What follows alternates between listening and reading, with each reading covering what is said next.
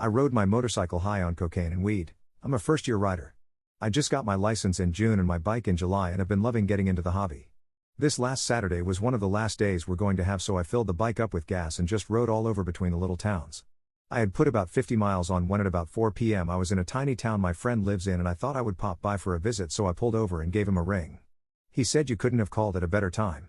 And told me to get my ass over to his place. When I got there he had a big old smile on his face and a fat rail laid out on the table. Yeah.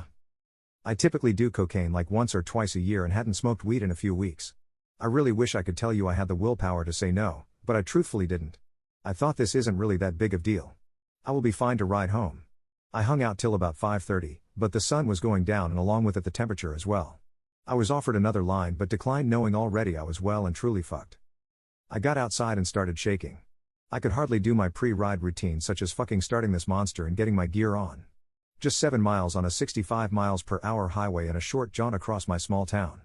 I hopped on the bike and the weight of it threw me off immediately. It's a 750cc. It was so heavy and much harder to control this monster than it ever had been. I kind of coasted clumsily to the highway. I pull out on said dreaded highway. The sun is almost down and it's a bone-chilling 45 degrees. This may not seem cold, but with a 65-mile-an-hour wind chill it makes your teeth chatter and your fingers numb. And I know I'm too fucked up to do this safely. Just 7 miles to go, I tell myself. Just 7 miles and this will be over. I felt not quite like I was having an out-of-body experience but more like I was playing a video game. The roar of the bike was instantly too much stimulus to process and I just did my best to remember how to operate this terrifying beast of a machine through some pretty moderate freeze-frame vision. I can't really describe it, but it fucking sucked. In the end nothing too dramatic ended up happening. I couldn't shift properly and barely got it up to 65. I ultimately got home in one piece, albeit psychologically and emotionally scarred from the ordeal.